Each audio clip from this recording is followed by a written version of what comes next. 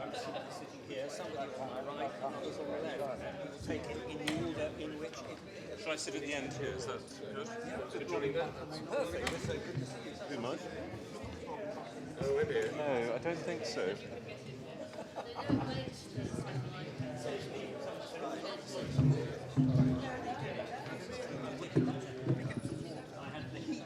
Earlier part of the day was quite enough.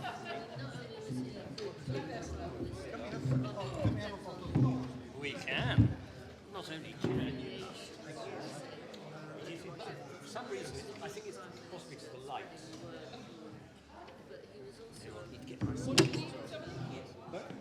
No, well, I just think it's just very hot on. It's even hotter on the stage than it is in here. I'm taking my jacket off. Sorry. There we are. Right. Oh, right. That's Ah, yes. right. Well, ladies and gentlemen, welcome back to the second part. I seem to be the only person who's decided to take my jacket off, but it must be surviving the first part. Au contraire. Good. I'm glad to be joined by somebody. Welcome to this second part of this colloque on Georges Pompidou and Edward Heath.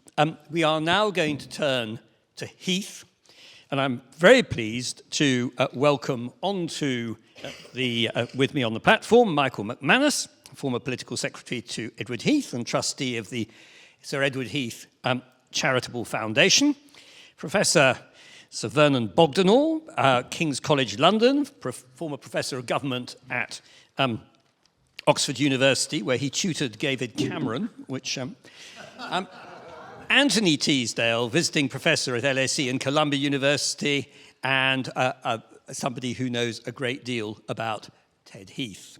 So I'm going to ask the same format in English, in which we did in French in the first half. Each speak for about 15, 20 minutes, or however long you feel you need. And then thereafter, we will have a discussion. And can I ask you, Michael, to go first? Yes, good. Good afternoon, everybody. So I'm going to speak really about the background of Heath, the man, as much as Heath, the politician, because his engagement with Europe for him was not just an economic exercise or even a political exercise. I think very profoundly it was a cultural exercise. And to understand the man, you have to go to the childhood of the man. I think in his grounding in music. Music was his great passion. He could be a rather constipated politician, not very fluent, not very persuasive, but his love of music transformed him, even in conversation. He was notoriously difficult as a dining companion, unless you got onto music, when he would immediately come to life. But of course, you could easily put a foot wrong on music. You could say, heard this terribly dull performance by Herbert von Karajan, and you would then have a splenetic Heath to deal with. But at least he wouldn't fall asleep, which is what he normally did at dinner. But music went right back to his early childhood. He had an aptitude for music. This was spotted by his parents, and his father hired and then bought for him an upright piano, which became really his companion through life. Music being his great love, but also, a scholarly boy, read a lot. In theory, looked out from Broadstairs and saw France. I've tried it myself. I think you can. There is something between the water and the sky, but I'm not sure it's France. But there are rather romantic ideas that he himself propagated about his attachment to the concept of Europeanism. But really, it came into its own in 1938. In fact, 37. In 1937, he went to a Nuremberg rally. He went on an organized trip with other students to Germany and came back as a very convinced anti-appeaser because he could see the preparations for war that were going on in Germany. In 1938, he went to Spain, very much on the side of the Republic, and was nearly killed twice, in fact, in Spain. Once his convoy was shot up by a German aeroplane being flown by Franco's Air Force. And another time, he was so bewitched watching a bombing raid that he refused to go down to the bomb shelter, and a bomb hit the hotel where he was and went down the air shaft into the bomb shelter and killed everybody in the bomb shelter. So he had a very vigorous introduction to Europe leading up to a summer holiday in 1939, when with his friend Madron Seligman, who was his lifelong best friend, He visited Germany and Poland in August 1939 as the war was really looming. Madron was half Jewish, so it was rather a brave, rather foolhardy act, to be honest, for them to go to Germany at that time. But again, the young Heath found himself at the centre of events. And the first thing he did on coming back on the declaration of war, of course, was to volunteer to serve his country and then waited a time and ended up serving. He didn't go to Europe with the troops who were evacuated in Dunkirk, but he was involved in the air defence of Liverpool, particularly, which damaged his hearing for life. But I think the most profound experiences for him came when he followed in on the second wave after D-Day. As commanding officer in the artillery, became the Honourable Artillery Company. And he saw the devastation of war at first hand.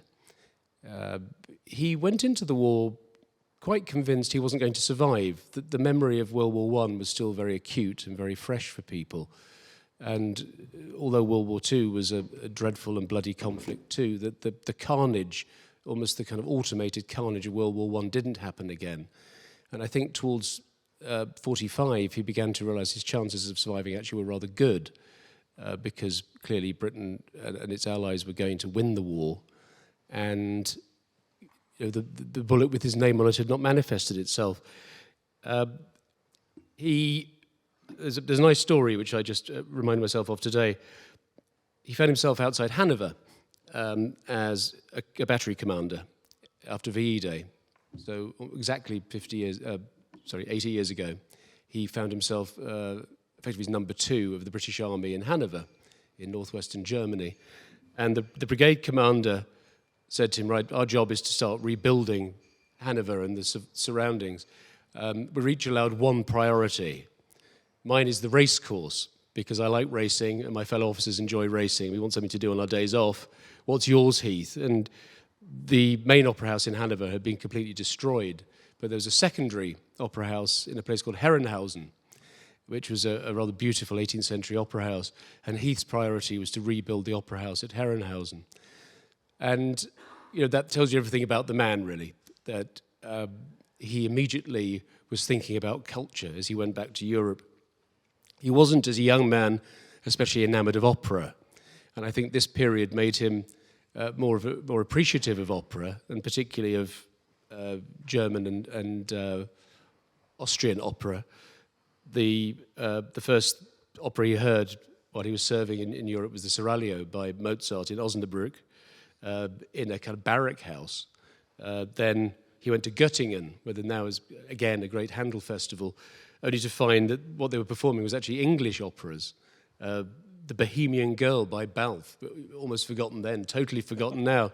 But I don't know whether it was some sort of tribute to the liberators, but the entire program in Göttingen at that time was of sort of English light opera, not his favourite form. But just to get the sense that the first thought in his mind immediately was music. He would go into churches, and if the organ was working, he'd play the organ. He'd been an organ scholar at Balliol.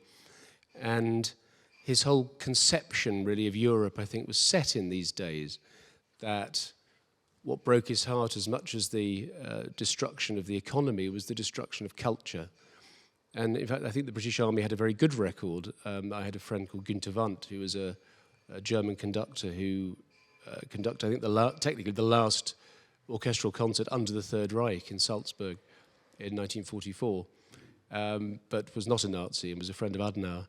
And he described to me how the British Army on the Rhine, as it became, helped immediately in Hamburg and in Köln, where he was active, rebuilding the Gürzenich.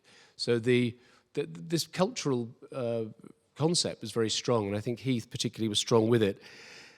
He wasn't that interested in all forms of art, I have to say. I think he regarded poetry as a closed book.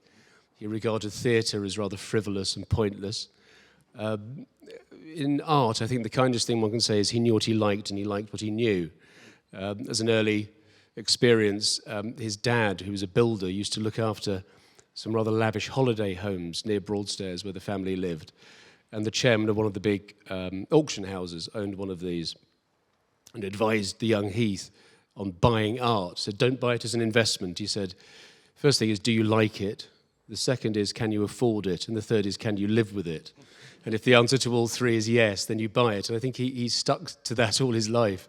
I should give a plug. My fellow trustee is here. The house is open again for the summer season, his home. And you can see his collection of art. It's still intact, including 2 rather lovely oils by Winston Churchill, one of which was signed twice by Churchill, because he'd signed it before on a rather dark part of the canvas. I suspect Heath knew this, persuaded the old man to sign it again. Needless to say, it's the most valuable part of the estate now, but it's very much worth seeing. But music was his great love. And when we, Happy Day, joined the European Economic Community in 1973, there was 10 days of celebrations at Heath's instigation, the first half of January 1973. And there was this thing called the Fanfare for Europe. And there's this extraordinary program of this myth that we've all been sickened by over the years, that people were told this is simply an economic transaction. There's nothing deeper, nothing political, nothing cultural. I mean, just read this.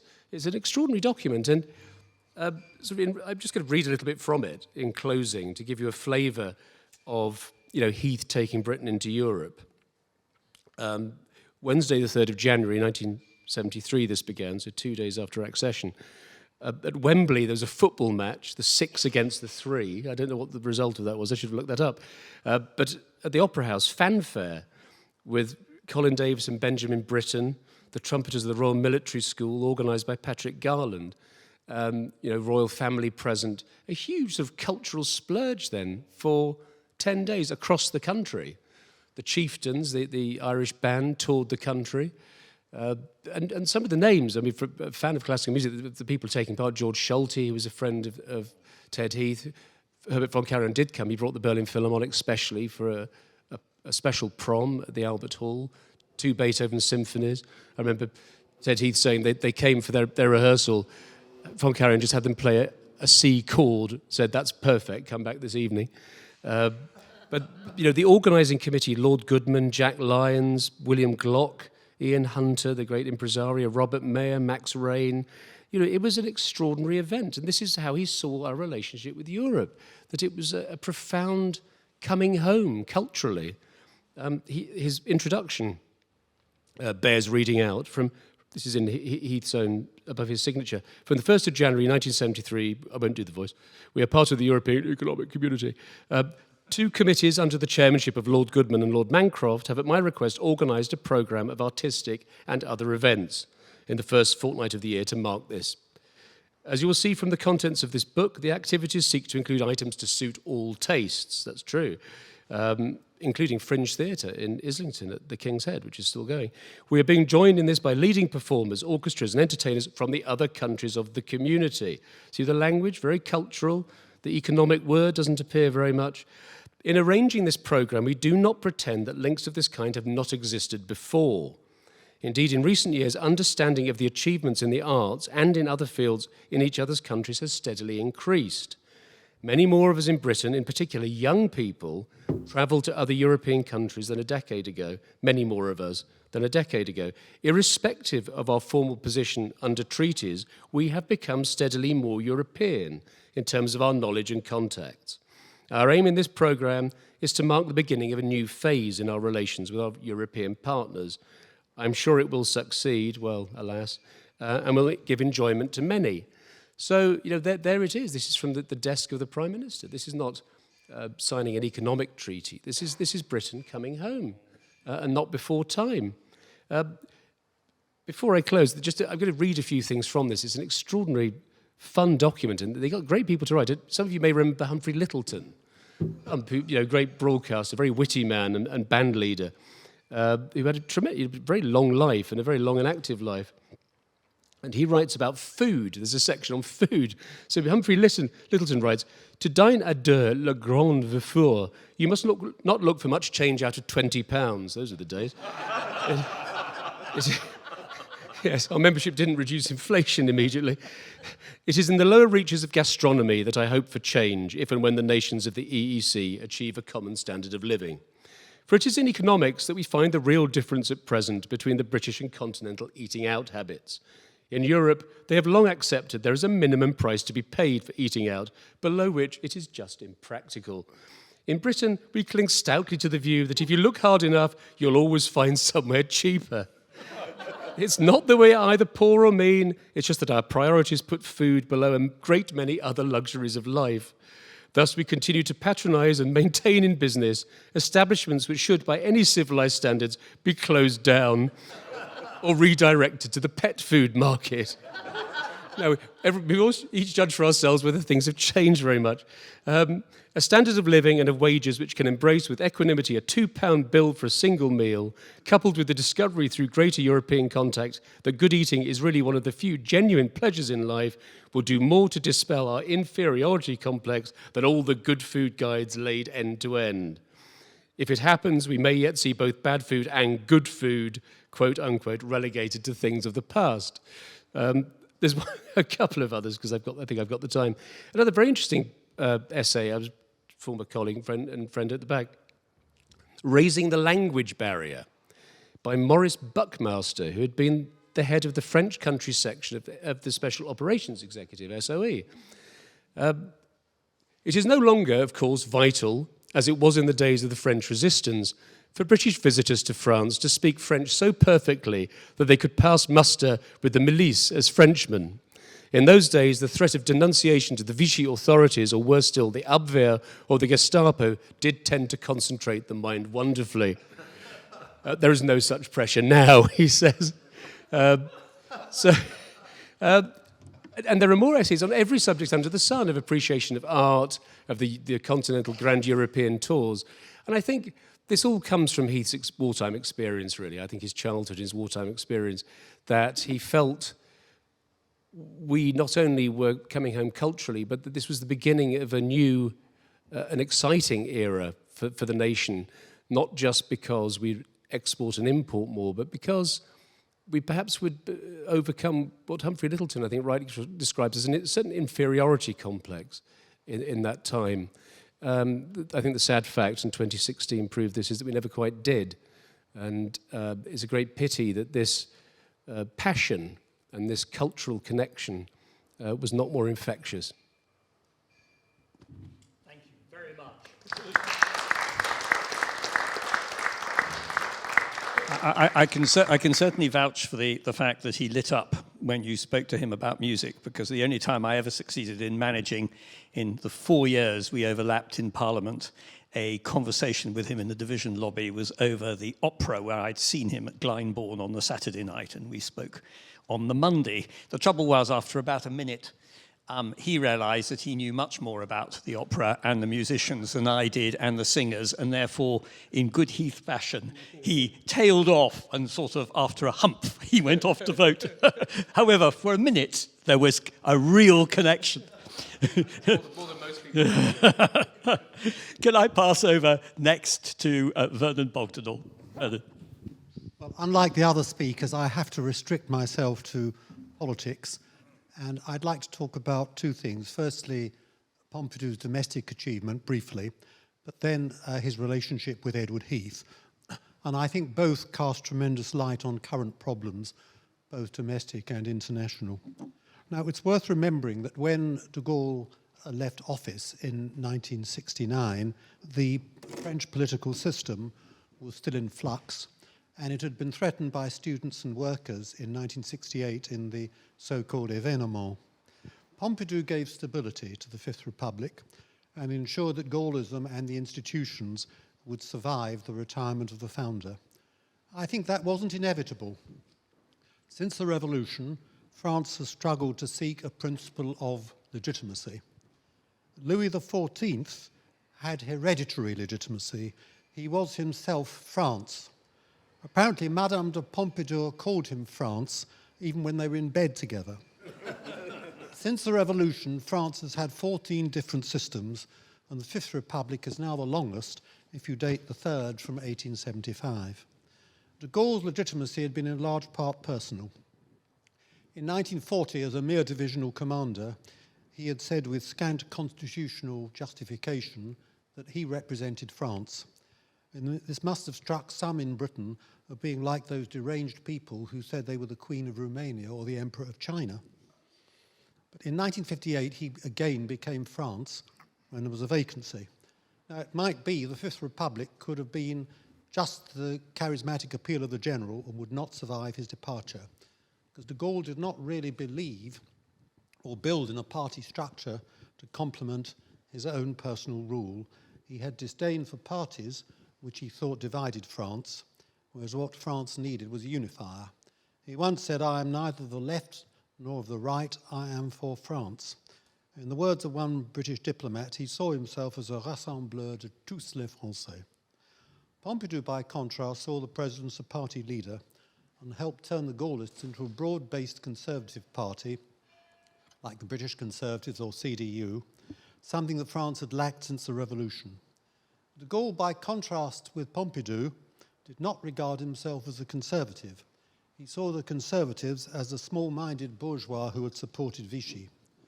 When Antoine Pinot, a French conservative, became prime minister in 1952, de Gaulle said contemptuously, "I did not save France to hand her over to Monsieur Pinot." And despite his talk of la gloire, he'd given France what they most wanted, a quiet life, by leaving Algeria and establishing this new republic. Pompidou ensured this quiet life could be continued. He inherited a legislative majority in 1968 after the événement, a majority, I think, largely due to him, because de Gaulle had in fact panicked at the time of the student revolt. He hadn't. But the majority for the Gaullists was more because frightened voters were rallying to the Republic. They weren't sudden enthusiastic Gaullists or conservatives. So the future was still uncertain.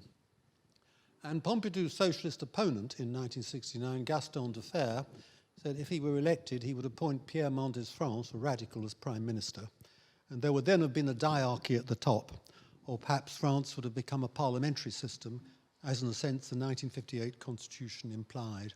Even more so if Alain Poher, the president of the Senate and acting president after de Gaulle's resignation, had won the election. He was the candidate of the Democratic Centre. If he'd been elected in 1969, he'd either have had to dissolve the Assembly or alternatively govern without a majority, as of course Michel Barnier and François Bayrou have to do. But in the face of a Gaullist majority, the presidency might then have degenerated into a purely constitutional office, as it is in Germany or Italy. Poher would have been, in the words of the Constitution, an arbiter rather than party leader.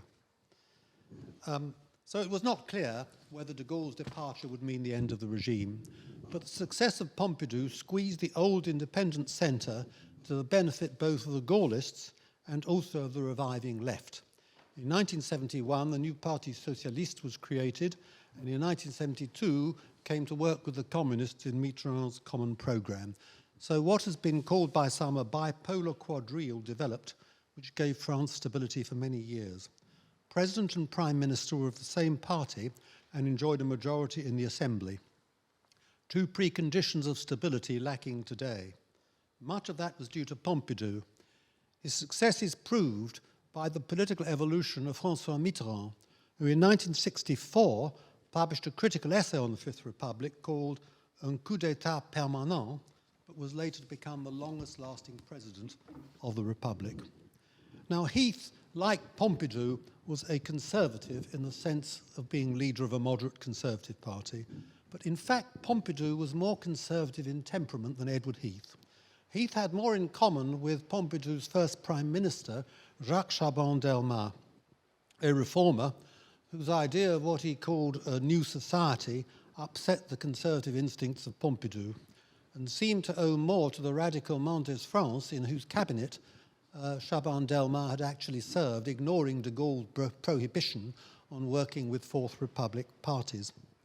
Pompidou believed it was for the president to set the goals and the PM to deliver. Jacques Fauvet, the director of Le Monde, said after one of Chaban's speeches in the Assembly that he had delivered a presidential address. That did not please Pompidou. And of course, the Gaullists were a kind of conservative party who did not want that kind of opening to other parties of the centre or centre-left that Chaban seemed to be seeking.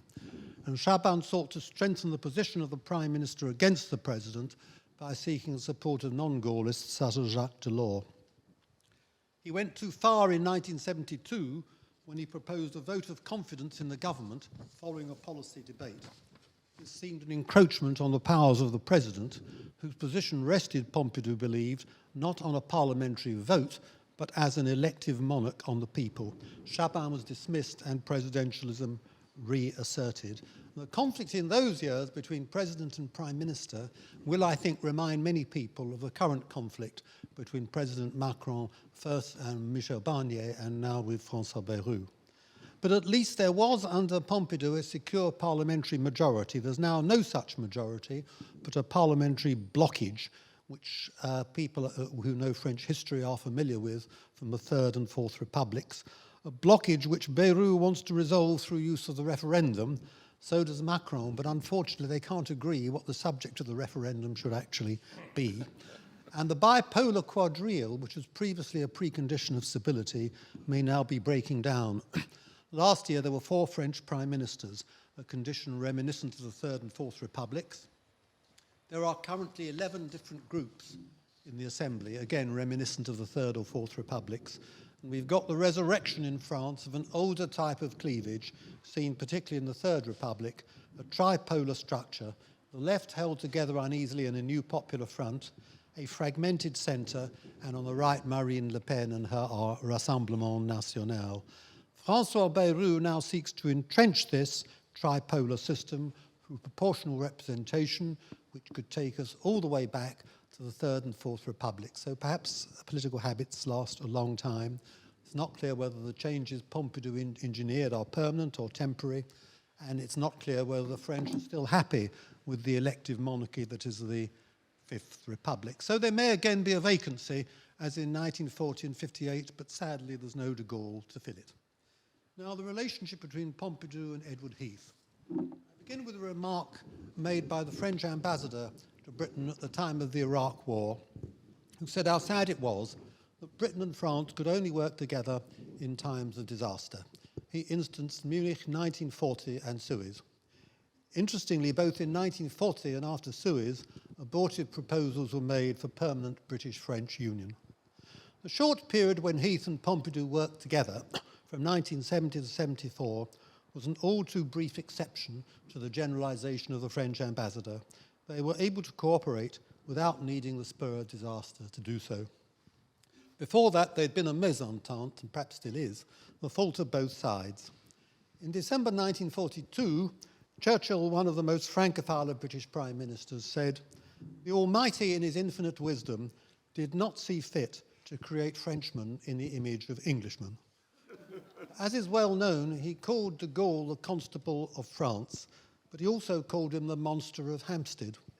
De Gaulle sought a Europe independent of America, which would be a power in the world, but the policy of excluding Britain was inconsistent with that aim. How could you build an independent Europe without Britain, a nuclear power, and a power with a strong defence capacity? Of course, on the other side, most British prime ministers were not interested. Chaban-Delmas told Nixon in 1969, "You cannot make Europe without Britain." But he then said, "But it is very difficult to make Europe with Britain." Now, Harold Macmillan had tried to join in 1961 as a kind of peace ally. He hoped, to put it crudely, that Europe would make us rich. It was part of a program of economic regeneration. De Gaulle vetoed him, and then again in 1967. "Strange times, gentlemen," de Gaulle told his Conseil des Ministres in 1963, "when one cannot say without provoking I do not know what kind of hullabaloo, that England is an island and that America is not Europe." When a former French Prime Minister, Paul Reynaud, wrote to de Gaulle, accusing him of ingratitude in view of Britain's role as an ally of France in 2 world wars, he received in reply an empty envelope on which was written on the outside, "Redirect to Agincourt, Somme or Waterloo, Belgium." But in May 1971, Heath and Pompidou gave a press conference in Paris at which a different note was heard. Pompidou said, "Many people believe that Britain was not and did not wish to become European, and that she only wanted to enter the community to destroy it or divert its purposes. Many people also believe that France was ready to use any pretext to place finally another veto on the entry of Britain. Well, ladies and gentlemen, you see before you this evening two men who are convinced that neither of these things is true. And Pompidou, I think, was the only French president who did not seek to marginalise Britain in Europe. And as I said, marginalising Britain seems to me to have been self-defeating against the interests not only of Europe, but also of France, if she sought to construct a strong, independent Europe who could speak truth to power to America. But as Roy Jenkins, a strong pro-European, once said, the French can be just as insular sometimes as the British, and they do not have Britain's excuse of living in an island. Heath was, perhaps with Tony Blair, the only British MP who has been actually communautaire. Unfortunately, the British people were not communautaire and perhaps never have been. Heath was the only British Prime Minister, definitely, who shared the Gaullist view of a Europe independent of America. He said during his premiership, Britain must no longer try to ride both horses at the same time, but ought to make a success of the power we can use, which is that of Europe. He wanted to, like Pompidou, to push Europe forward, first through cooperation in monetary policy. He supported early moves towards a monetary system, already under discussion in the early 70s following the Werner report. And secondly, through CFSP. In his Godkin Lectures at Harvard, published in 1969 as Old World, New Horizons, he suggested that British and French nuclear forces be pooled to form a joint deterrent held in trust for Europe. This would not involve a breach of the Non-Proliferation Treaty, since it would not mean giving control over nuclear weapons to a non-nuclear power. And this was very much in tune with de Gaulle's ideas in his Fouché plan and what he said to Ambassador Christopher Soames in February 1969, that sometime in the future, European defence forces could be of a size and power so that they could defend Europe. But no more than Pompidou was Edward Heath an integrationist. He believed in Europe as an association of states. When Pompidou visited Britain in March 1972, Heath agreed with him that the Commission should not play a political role, and both were against direct elections to the European Parliament at that time. Heath favoured a Europe des États in the Gaullist phrase. He never, I think, used the phrase Europe des Patries. It's worth remembering, of course, that when we joined, the Luxembourg Compromise, in effect a unanimity rule, was still operating. Heath and Pompidou created for a brief period an entente, which turned to ashes. In February 1974, Heath was narrowly defeated in the general election and never held office again. Pompidou died in April. Harold Wilson, Heath's successor, proposed a referendum on whether we should stay in Europe or not, which served only to reopen the whole question. Margaret Thatcher, Heath's successor of Conservative leader, was an Atlanticist, and in retirement, though not in office, became a Brexiteer, saying we should leave the European Union. And Nigel Farage had said that if Margaret Thatcher had remained in office after 1990, there would have been no need for UKIP. It was a moment that disappeared. Heath, had he won in 1974, would have cemented Britain in Europe. Pompidou would have strengthened the Entente. But as I said, it was an aberration. For most of the post-war period, British-French relations had been marked more often by mésentente than entente, and even before that, going to the Napoleonic Wars, which has been, the mésentente has been damaging to both countries in the 20th century. And many in Britain failed to appreciate how closely the interests of Britain were bound up with France. Indeed, in my view, a firmer alliance between the two countries in the first half of the 20th century might well have prevented both world wars. Austin Chamberlain, a foreign secretary in the 1920s, who helped negotiate the Locarno agreements, said when a British person first meets a French person, he thinks how different they are from him. But when he gets to know them better, he realizes they are much more like him than he at first suspected, for two interrelated reasons. The first is the preservation of a liberal culture in Europe, the virtues of a liberal order. Britain and France are the only major powers in Europe with a long history of parliamentary government, the longest of any of the major states of Europe. France, since the fall of Napoleon III in 1870, the only dictatorship she's had since then was one imposed by military defeat. And this common political culture was the basis of the Entente in 1904. And Churchill said in 1940 that Britain and the French were trustees with ourselves for the progress of a liberal culture and tolerant civilization of Europe. De Gaulle in 1944 spoke of the interests which Britain and France had in common, which included the primacy accorded in world politics to a certain conception of man despite the progressive mechanization of society. And the second reason why the mésentente is harmful is because of the needs of European defense, particularly important today when we are probably facing a new world order. Perhaps we are facing a Gaullist moment when the idea of European autonomy, so often ridiculed, is now at the center of the European agenda, even for Friedrich Merz, hitherto a strong Atlanticist. America showed during the Heath-Pompidou period its disdain for Europe. There was, after all, no consultation with NATO allies on Vietnam, which could have involved them in war. Nixon unilaterally terminated the Bretton Woods system in 1971. So American disdain for Europe is not merely an aberration for Trump. You might refer to Biden's withdrawal from Afghanistan. It's made possible by the fragmentation of Europe. Now, France and Germany have now taken the lead in the Joint Security Council, and Britain should also be involved. But that cooperation, as de Gaulle realized, cannot be achieved in the EU, which is too cumbrous, and has two members, Hungary and Slovakia, who disagree with the majority view on Ukraine.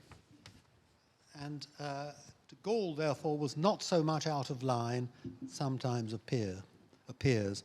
No single European state can match the scale of the American defense commitment, but together Europe can. But the coalition of the willing should go further, in my view. It should require specific commitments on defense. I would suggest 4% of GDP on defense, and work out on an intergovernmental basis a common foreign and defense policy. And I believe that this idea is very much in the spirit of Pompidou and Heath, and even more of de Gaulle, whom Malraux once said, he was the man of the day before yesterday and the day after tomorrow. And I think the fundamental lesson of the Pompidou-Heath period is that Britain needs to become once again a European power, while France needs to stop seeking to marginalize Britain in Europe. Only then will the mésentente be transformed into a new entente. I end by reverting to the remark of the previous French ambassador, Britain and France only get together in times of disaster. Do we have to wait for another disaster before Britain and France come together? I hope not. Thank you.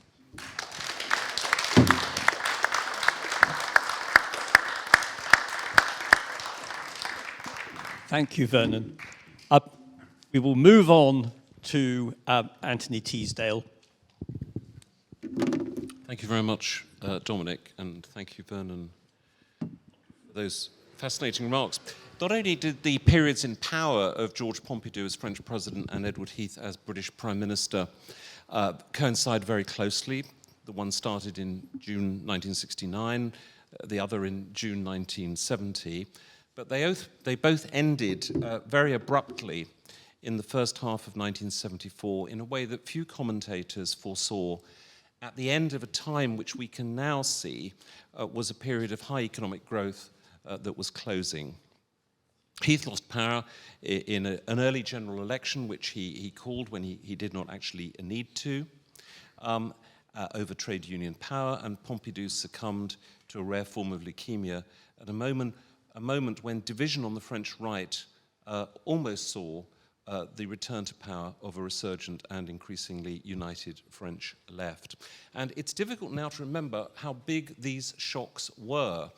The general expectation in February 1974 is that the Conservatives would be comfortably re-elected, and in a time when the private lives and the health lives of individuals, particularly political leaders, were kept in secret, very few people outside a small circle in Paris knew the danger in which Pompidou's life was by that stage. And when he suddenly died, it was a huge, huge shock, both in France and internationally. Now, when we look back on that period, what stands out is that the economic records of Pompidou and Heath seem, in retrospect, enormously impressive, even if they were to come. That period of growth which they both experienced was to come to a rather sudden halt. 1974, we can now see, marked the end of France's Trente Glorieuses, when French GDP growth propelled the economy forward at a really astonishing rate, at rates which we would now associate with China or India. In 1969, 7.1% growth. 1970, 6.2% growth. 1971, 5.3, 72, 4.5. In 73, 6.6% growth. Even in 1974, after the Arab oil crisis had started, they still grew at 4.7%, and it was only in 1975 that the French economy contracted. In Britain, the comparable growth figures are less impressive, and they tail off earlier, but they're still ones which any British government now would dearly envy. 2.7% in 1970, 3.5%, 4.3%, 6.5% in 1973. And then the dramatic turnaround, minus 2.5% in 1974. Heath and Pompidou were both conservative modernizers.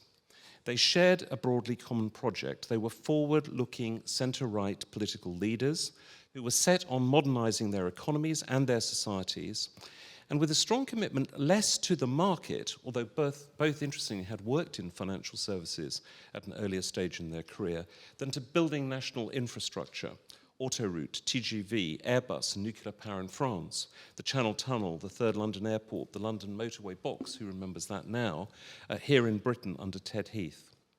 They prioritised that structural agenda over market economics, partly because what we would now call the social democratic consensus at that period still seemed, at least in France, and people still hoped in Britain, to be generating the goods. So the tension in conservative politics, as the economy came to a halt earlier and social tensions grew more rapidly, was on a left-right economic basis about incomes policy, about industrial intervention and state ownership, about Keynesian economics.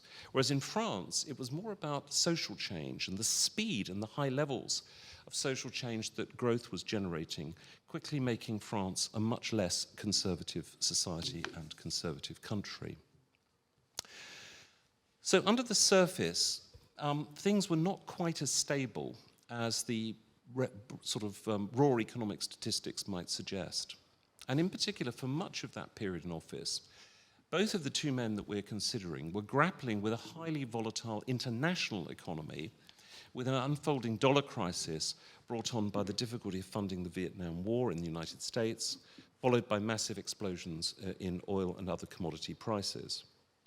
Both developments not only generated high inflation, but they marked a shift in world power, essentially at Europe's expense. When President Nixon announced the severing of the Bretton Woods link between the dollar and gold in 1971, his Treasury Secretary, John Connolly, famously announced, "The president has a problem and he wants to share it with his friends." Those friends were mainly in Europe. In Britain, these pressures boosted trade union power, with recurrent strikes throughout the Heath government eventually bringing him down. In France, higher productivity and higher growth and ostensible social peace masked a strengthening of employee power, a consolidation of corporatist arrangements that dated back to the Second World War and had been largely consolidated during de Gaulle's 11 years in power, and a failure to see the need for any significant supply-side liberalisation or reform of the economy. In politics, at least, Pompidou was rather more conservative than his public image today might suggest. He was very suspicious, as Vernon's alluded to already, of the centre-left agenda, the New Society, which his first Prime Minister, Jacques Chaban-Delmas, was keen to introduce and promote. And this was an important source of tension between the two men, between Pompidou and Chaban, especially given the right-wing majority, which Pompidou himself had inherited after the 1968 general election. And it helps explain the split that then occurred when Pompidou died between Chaban-Delmas and Giscard in 1974, a split which turned out to be of seismic consequences for the future of the right in French politics and essentially kept François Mitterrand in power for the subsequent 14 years. The journalist Michel Cotta, in her memoirs, which is a book well worth reading, it's a fascinating insider's account of the Fifth Republic at that period, cites a story of one of her colleagues on the newspaper she was working on, overhearing Pompidou as he walked past a group of journalists without realizing it in the Élysée Palace, and he was joking to one of his advisors, as to building this new society, I've already got more than enough problems with the old one. And given that that was the official policy of the government of which he was a head, this was an astonishing contradiction, let's put it that way. And at the heart of that new society agenda were two people, one much better known now than the other, Jacques Delors and Simon Nora, both advisors in Chaban-Delmas's cabinet, who wanted to push forward sectoral or partnership agreements that would lock managers and workers into corporate deals across the economy. And in another great book, which is well worth resuscitating, Toujours Plus, by François de Closet, which is a fabulous description of the vested interests inside French culture and society and how they were protecting themselves in different ways and using state power to do so. It was written just before Mitterrand came to power. There is a delicious story about how Chaban-Delmas was held up from attending a press conference by ongoing negotiations, which the government was involved in, with the management and the unions at SNCF. And when Chaban arrived, he announced what I think he called excellent news, that in return for the unions saying that they would not strike in the railway sector for the next 2 years, French railway workers would gain an automatic salary increase every 2 years in perpetuity. You may know that under the French civil service arrangements, which have also been imported actually into the EU salary structure, there is a kind of automaticity to an increase in a step structure. This was to be introduced in the French railway system, and for all I know, still continues. Opposite Delors and Nora were the two éminences grises of that period, Pierre Juillet and Marie-France Garot, on Pompidou's personal staff. They were determined to kill Chaban-Delmas politically, and even after Pompidou's death, they played a key role in the way that Jacques Chirac backed Giscard d'Estaing for the presidency in 1974, and in return, Chirac was appointed prime minister.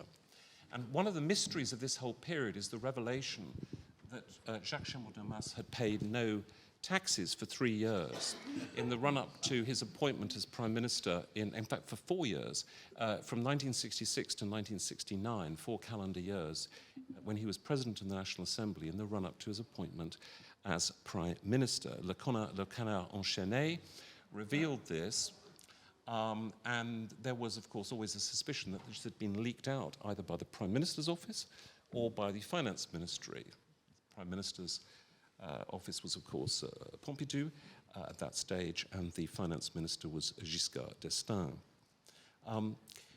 Chaban, of course, suffered in public image by the famous quote, I don't know where it came from, I think it was somebody in the street who was asked what they thought about Chaban as a potential president when they said he pays too few taxes and has too many wives. This was really unfair on him, in the sense that although he did pay no tax for 4 years, even though he was president of the National Assembly, he was taking advantage of a particular tax break which had been introduced by Giscard as finance minister. And his second wife, he had 3 wives in total, his second wife had been killed whilst he was prime minister in a car crash, which was obviously a tragic moment in that period, which has been almost entirely forgotten. Europe. Well, Europe was central to both Pompidou and Heath's visions and also to their perceived achievements now in retrospect. And here they were most definitely partners in power, a partnership which we remember today here. Both displayed a strong determination to play leadership roles in a relaunched European community. And again, it's difficult to remember now how the state of stasis in which the European community found itself when de Gaulle resigned from office in 1969. It's very difficult to remember that, because there had been a kind of immobilism had set in as a result of the Luxembourg Compromise and a result of the fact that de Gaulle had effectively decreed in his approach to Europe that there would be no further integration except in areas such as the common agricultural policy, which was directly beneficial to France. So Europe was kind of stuck at that period. And both Heath and Pompidou wanted to relaunch and revive Europe in different ways. It wasn't just that Heath wanted Britain in Europe, he wanted Britain to play a leading role in Europe, and that this would be a joint partnership, also with the Germans, but especially with the French, as a kind of diarchy, to borrow the phrase that Vernon used, which might apply to EU power. In Pompidou's case, of course, he could draw upon and rely on the relatively comfortable position of having been a founding EU member state. In Britain's case, Heath presented himself and presented Britain as a kind of prodigal son, that in the analysis that he and Harold Macmillan had pioneered and had maintained over a sustained period, they believed that Britain could match the economic success of Germany and France in the 1950s and 1960s and fend off their declining influence post-Suez through EU membership. They saw membership of the community as central to Britain's future. Now, Heath's success in getting Britain into the community in 1973 was, in my view at least, an act of political will, largely in defiance, not, I think, in alignment, as Michael suggested, but largely in defiance of British public opinion. And few can doubt that, but for him, it actually would never have happened. Entry was, as Anthony Barber, his Chancellor of the Exchequer, put it, brought about, this is a quote, brought about primarily through the political perseverance of one man determined to change the history of his country. And it was also achieved in the face of the professional cynicism of his leading political opponent, at least in terms of other parties, Harold Wilson, who castigated the Tory terms of entry even whilst telling his confidants in the Labour Party that he would have accepted those Tory terms. And sadly, this pattern of opposition parties instrumentalising the issue of Europe still continues to this day. Anybody who saw Kemi Badenoch last night on GB News would be able to confirm that. Pompidou was no less brave in a way than Heath in breaking with his predecessor and patron, the man to whom he owed every aspect of his political career, namely Charles de Gaulle, in not just accepting, but in actually advocating British membership of the community. And again, it's difficult now to imagine the scale of the shadow that the general cast over French centre-right politics in the late 1960s and early 1970s, and the importance of the shift in French policy towards Europe that Pompidou instigated. Pompidou was less anti-American and more transatlanticist than de Gaulle. Now, you might well say it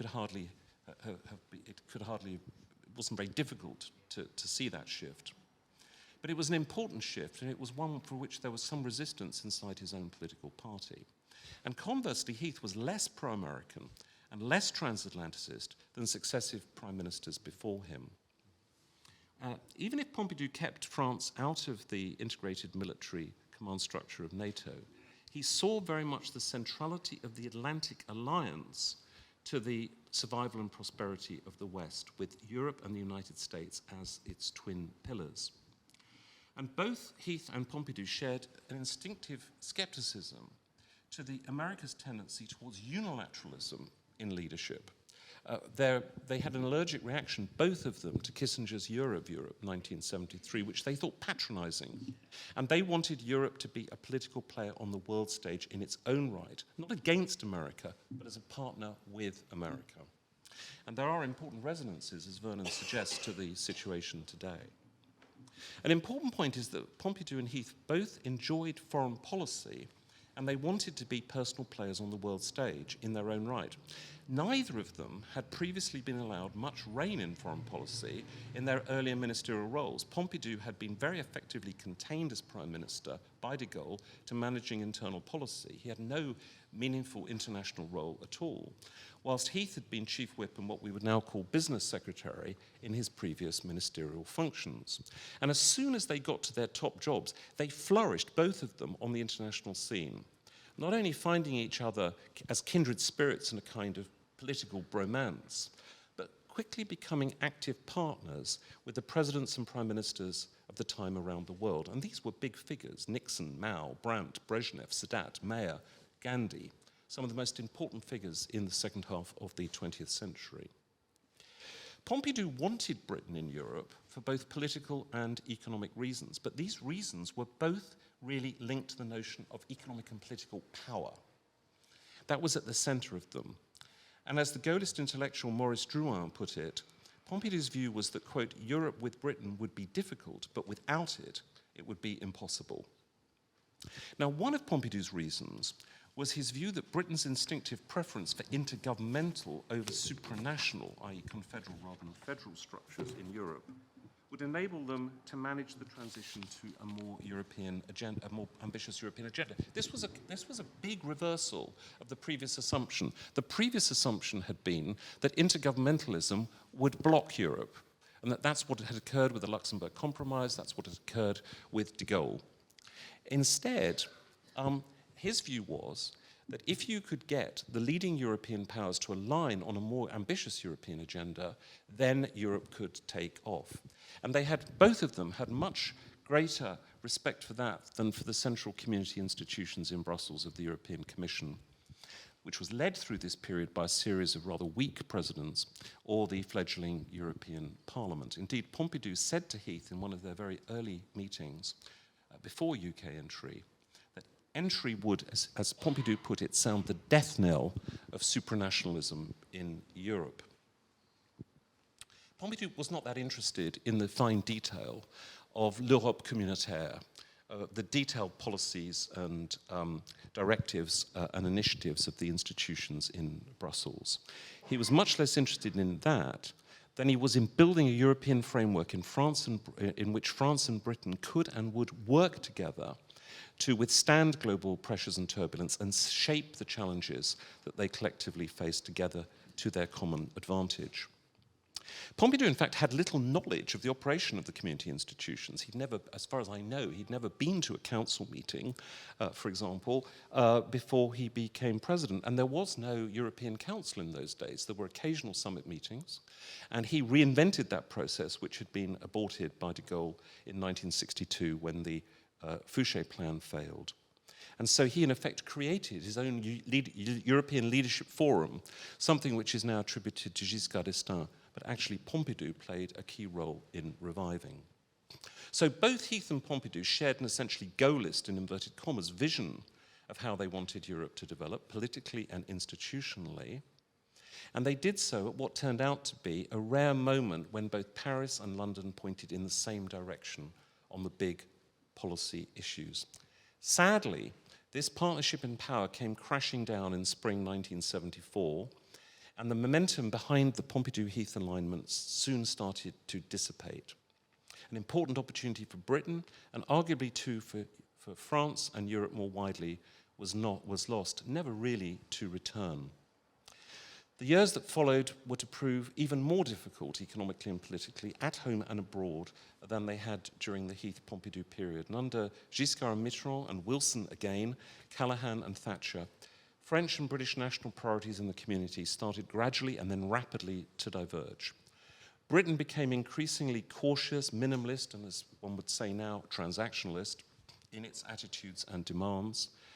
And France became increasingly committed to the overarching goal of seeing economic and monetary union in Europe and of locking on to German economic policy as the central reference point for its domestic policy. The appointment of Jacques Delors as Commission President in 1985 in a way turned out to be a crucial turning point in this regard. And from then on, Britain had really considerable difficulty in accepting either of the directions in which France wanted Europe to move. And as the disputes over the ERM and economic and monetary union gradually consumed the last years of the Thatcher government, and Britain's ill-fated membership of the ERM broke in September 1992, the opportunity for pro-Europeans in Britain to continue to shape the agenda was finally lost. Thank you very much.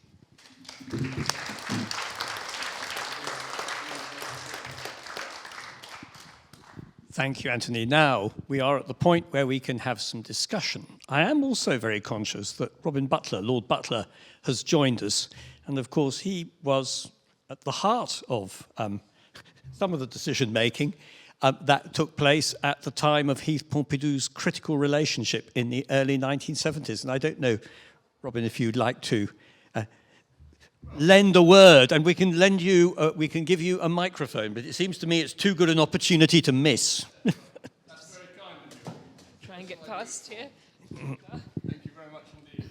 Well, let me just say a word about my view of Edward Heath and his motivation. I should say two things, really. One is I am not a politician. I'm a civil servant. I served governments in Britain of both sides. And thank you. Also, in Edward Heath's office, I worked on economic matters. My parent department was the Treasury.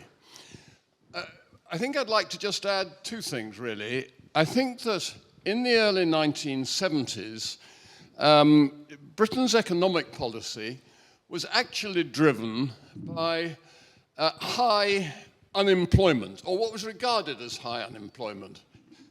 It was regarded as a terrible thing in 1970, 1971, when unemployment reached a level of 1 million, which now seems rather trivial. This caused Heath, and we were still, I should say, in the time of Keynesian economics. And so the economic problem that faced Heath was how he could expand the economy so as to get unemployment down while not causing inflation to take root and to rise. It was already, by those standards of those times, high. And this was the reason why he introduced an intervention on prices and incomes. He introduced, and with a minister called Lord Cockfield, who had been a businessman, he introduced legislation to control wage increases and also to control price increases. And people would say these days that that sort of state intervention was doomed to failure. And of course it did fail because as has been said, the trade unions were militant, and in particularly the National Union of Mine Workers. It was over their strike that Edward Heath had in the end to call an election. I think, was it Vernon or Anthony said that it was an unnecessary election. It was an unnecessary election in constitutional terms, but actually he got to a point where he had nowhere else to go because the coal stocks at the power stations were running out and the National Union of Mine Workers showed no inclination to settle an agreement and go back to work. And so that was what was driving Edward Heath's economic policy. Now, on his attitude to Europe, and indeed to the world generally, I think the thing I would say to understand about him, he was a creature of the Second World War. He had grown up both domestically and internationally to believe that Britain should work with her allies, and he needed those allies, not only the United States, but also, as far as possible, European allies. And of course, we've got to remember the Cold War was on, and so the Soviet Union was a real threat. So in that respect, Edward Heath wanted to promote European solidarity. And that was part of, perhaps a very large part, of what drove him to want to overcome the problems that had arisen with de Gaulle and negotiate Britain's entry into the EEC. And the fact that with the help of Georges Pompidou he achieved that, he would certainly regard as the great achievement of his life. And similarly in Britain, he felt that the country would be successful if all classes worked together, business, government, and trade unions. And that was what was really in addition to the economic dilemma he faced, it determined his approach to it. So I would just offer you those little aperçus on the character and the motivation of Edward Heath as I saw it.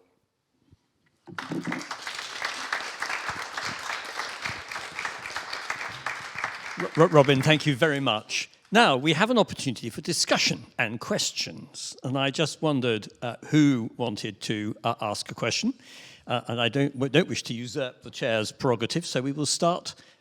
Yes, madam, and then we'll move on. Yes.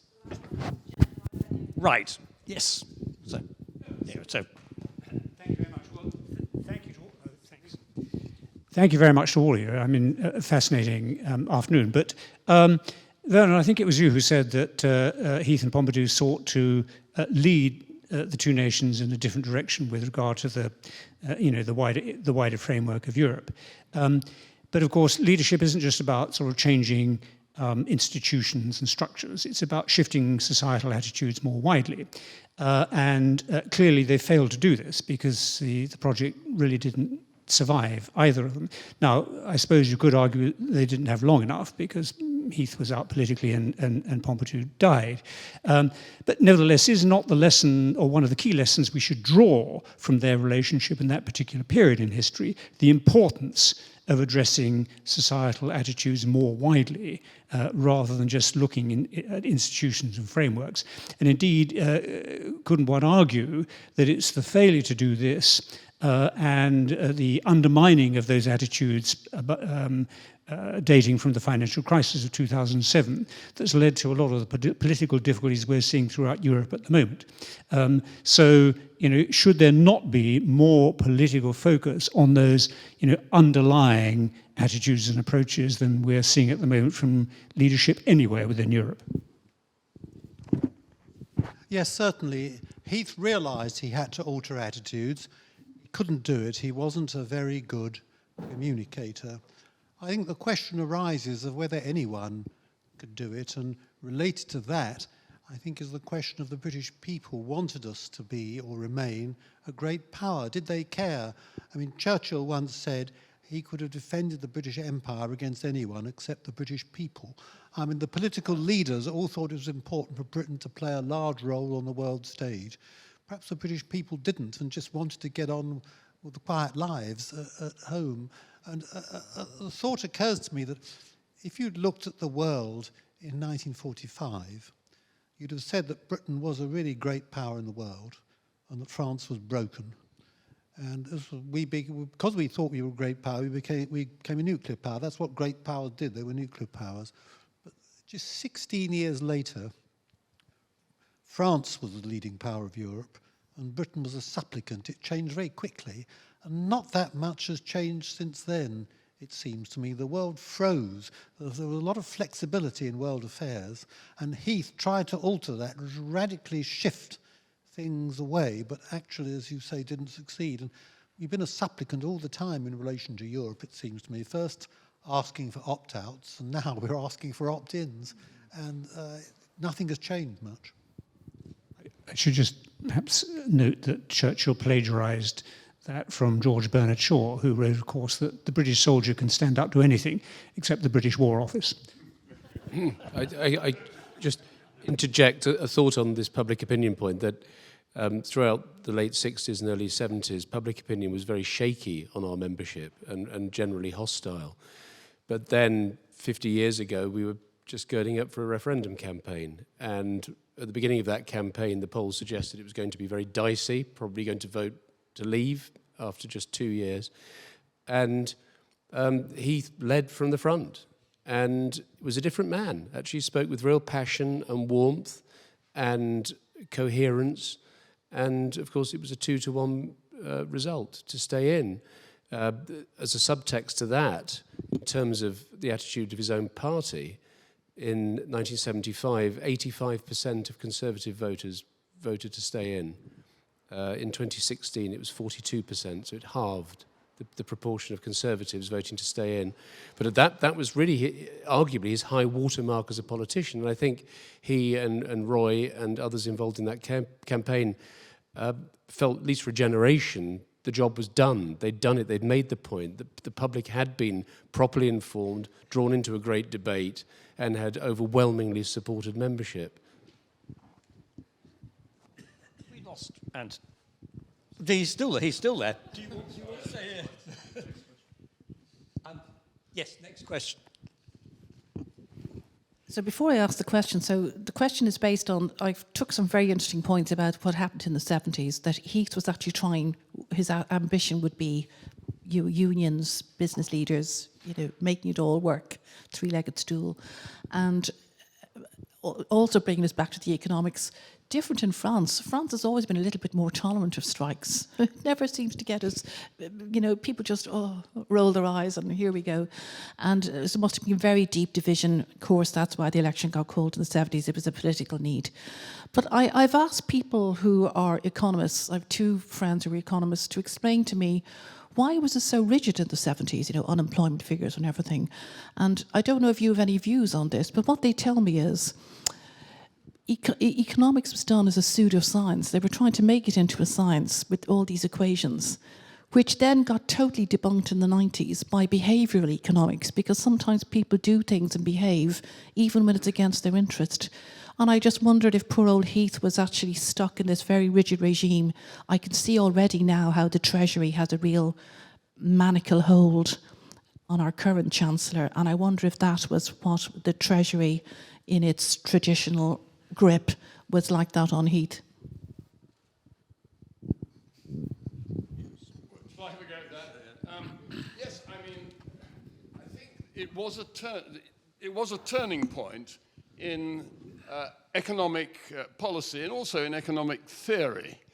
We were still, as I say, at that time, Keynesians. And when Margaret Thatcher came in, and monetarism began to take a hold. Now, that wasn't just Margaret Thatcher. It was actually very largely driven by the IMF and the terms which the IMF imposed on Britain in the late 1970s as a price for its economic support. And we had to control government borrowing. Certainly, by 1982, which was the very controversial Margaret Thatcher budget, when, despite unemployment being very high, she actually tightened the economy rather than loosened it, and 364 economists wrote to the Times and said this would be a disaster. It turned out to be the opposite.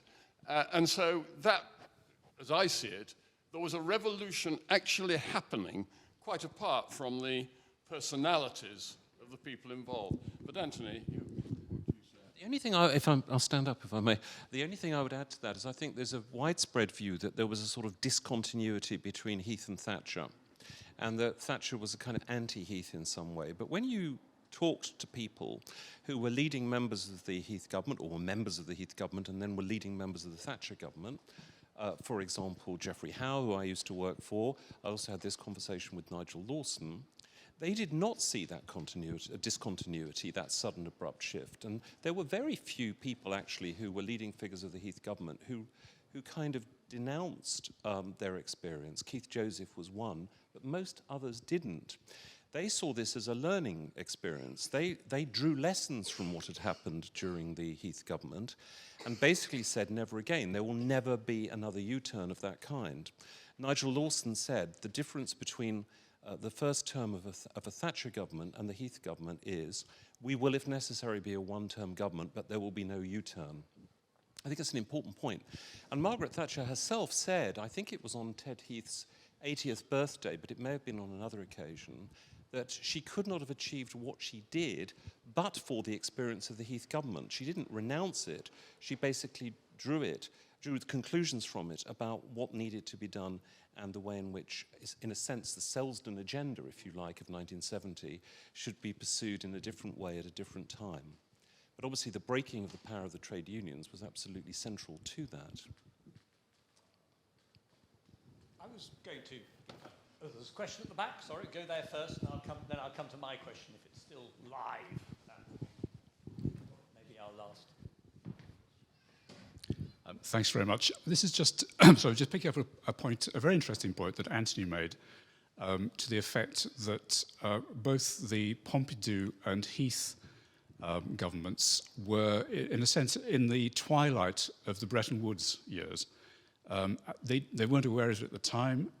Afterwards, growth collapsed in the Western world generally and hasn't really picked up since. We've had more or less economic stagnation in the 21st century. And I just wonder whether the panel might reflect a little bit more on whether cooperation in future might look at some form of regeneration of some kind of Bretton Woods type system or some global cooperation, perhaps starting in Europe, to get growth rates higher again. Thank you.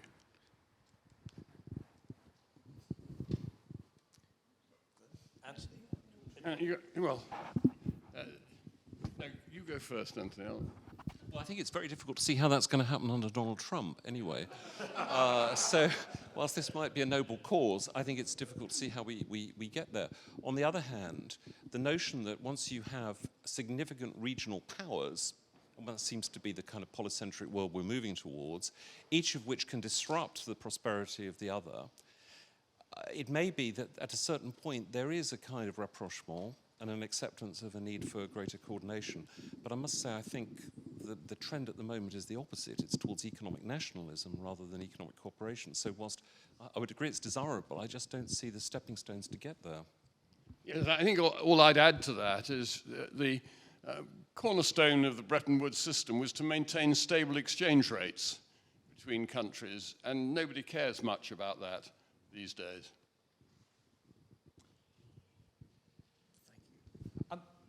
I was going to ask one, perhaps the final question.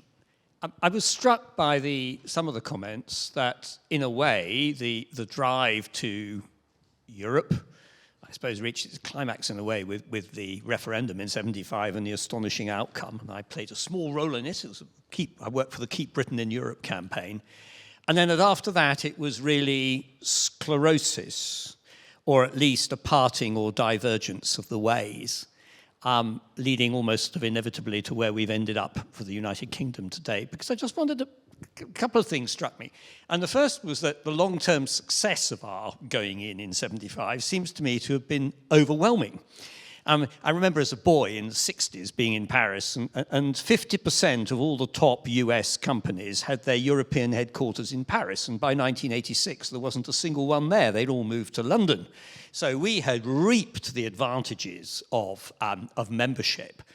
And then, although Mrs. Thatcher pursued a very different agenda, she did create, rather surprisingly, the single market with Jacques Delors, a most surprising combination, but nevertheless one which, although it almost certainly came from widely divergent views, which may eventually have done for it in sort of ideological terms, nevertheless was an extraordinary boost to the UK economy, and we are now paying the price of our removal from it. And so I just wondered whether it's right to see the sort of high point as being '75, and whether in fact Heath's legacy doesn't linger on much more in terms of the benefits and the way they were perceived here, although I do accept that because as the EU began to be seen as increasingly transactional, we started to lose sight of the advantages and only ever saw the drawbacks. Well, there's an irony in that Margaret Thatcher's two greatest achievements in Europe, which were the internal market and the widening of Europe with the admission of the ex-communist states, they were precisely the factors that led to Brexit because of free movement and immigration. It's a terrible irony, but I agree with you. Our entry was a success on the whole. We got tremendous opt-outs from John Major that didn't have to participate, broadly speaking, in anything we didn't want to participate in. We had a wonderful position, which we could never recapture, I think. Yes, I think it's just worth remembering that at the time of the 1975 referendum, Margaret Thatcher was by then leader of the Conservative Party, and Harold Wilson was Prime Minister, and they both supported the positive outcome of the referendum and worked for it. However, the one area where I disagree with Michael, I don't think the vote was an enthusiastic welcome for Europe. I think it was because of fear of what would happen if we left. Inflation at that stage was 25%. The fear was that the beneficiaries would be the extreme left under Tony Benn or the extreme right under Enoch Powell. And our economic conditions were so bad, I think Christopher Soames said this is no time for leaving a Christmas club, let alone the common market. So I think it was fear, but by 2016, there wasn't that much fear of what would happen when we left, I think. It was a slightly odd perspective, but if Ted Heath were here now, he probably would say that entry was his greatest achievement, but he would put it pretty much on a par with the first attempt at power sharing in Northern Ireland, which was dismantled very quickly by Harold Wilson because of the parliamentary arithmetic. And I remember Blair and John Major sharing a press conference during the 2016 campaign saying, you're playing with fire with Brexit because of the effect it will have on Ireland. And so they've been entirely proven right. It's been an absolute mess in Ireland ever since. But I think our membership of the European Union, as it became, was a great help in bringing peace to the island of Ireland. And we shouldn't forget that. And I'm sure Ted Heath would not have forgotten that either.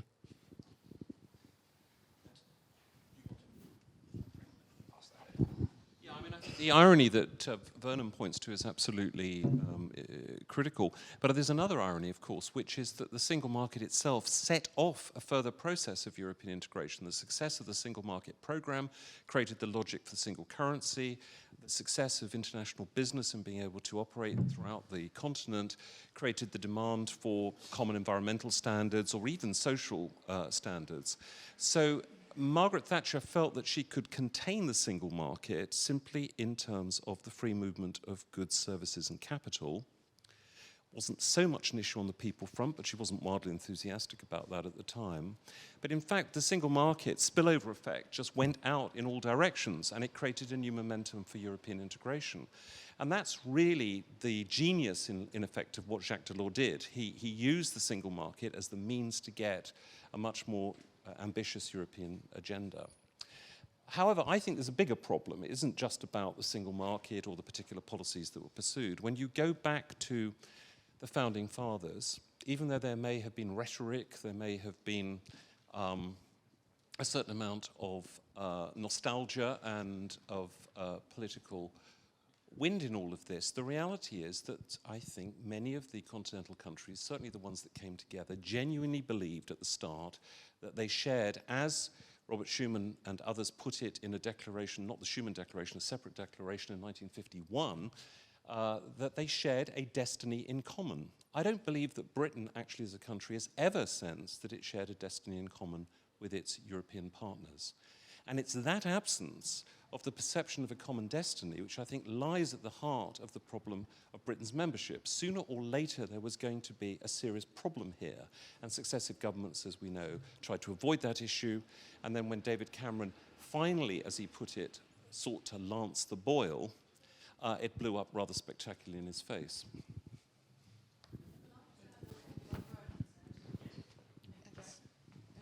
It's not just only the factors you mentioned about Brexit, and I think it does go back to Heath and the kind of huge swerve then when we got into Thatcherism. The change from UKIP and what they were doing and talking about straight bananas and everything, it moved on. And what now is a problem, so when you read Martin Wolf, who was once expounding a totally different kind of economics, and then read him now about democracy in crisis and the change, it's kind of coming back to globalization. People feel that the world has moved on, their kids can't get a house, you know, their life isn't getting better. That has created an awful lot of anger in people. It's in Italy. It's in the Rassemblement in France. So I think that led to Brexit, not just the initial borders, whatever. You make a very interesting point here, but I think there's a division amongst the Brexiteers because the cheerleaders of Brexit, Jacob Rees-Mogg, John Redwood, until recently Nigel Farage, were free marketeers. They wanted Britain to be a global power, a kind of global Singapore, if you like, an entrepot global power.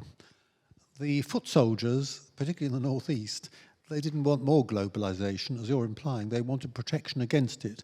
Now, Farage is now changing his tune.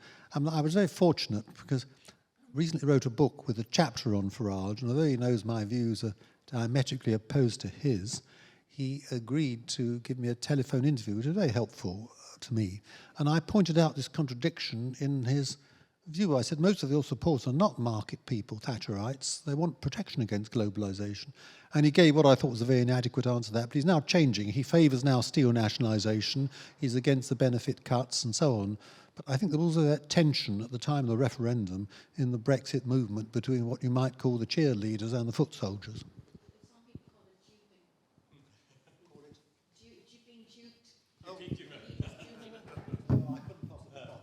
Well, ladies and gentlemen, I think it's just after, it's nearly 20 to 6.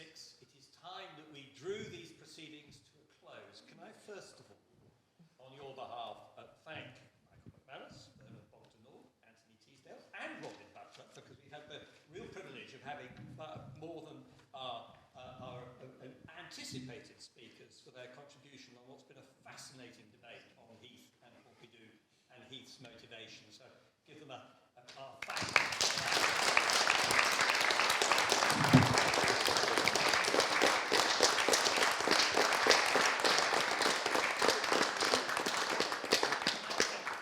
Secondly, to thank the Institut Georges Pompidou for having dreamt this up and then coming to find us. We'd already had the Franco-British Society, we'd already had a bit of done something together last year, so there was a good reason for thinking that this might be a good idea.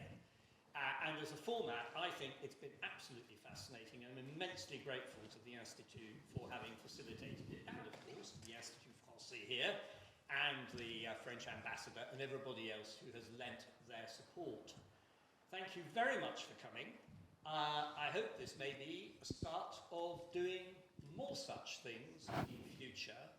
And I think reflecting on Franco-British relations, which in my view are likely to be absolutely key to the future of our continent over the coming years, because even with us out of the EU, as I think is becoming increasingly clear, the reality is that it is Franco-British cooperation, along with some of the other key players in Europe, which is going to ensure whether our security is maintained, and I actually suspect also our economic well-being, which currently is not in a very good state, not only just here, but elsewhere as well.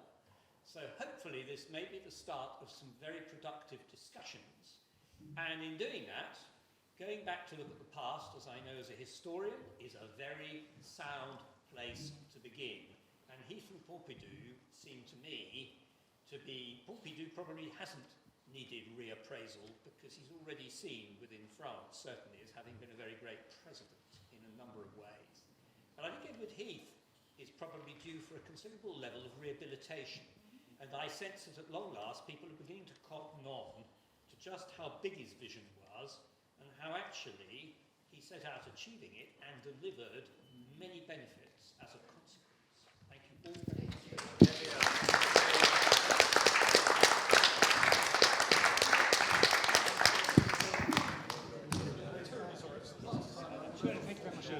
I've got a dash because in keeping with the theme, I'm off to hear Jean-Étienne Davouzet playing Ravel at the More Hall. But we'll fix up a date for the week after next.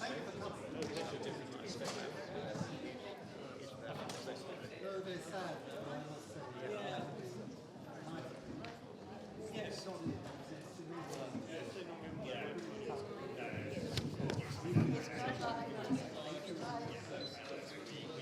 I'm afraid my partner, people like myself, because we allowed a default position to creep in opposition after 1997, where large numbers of us never dreamt we were going to leave the EU, but we never prepared to say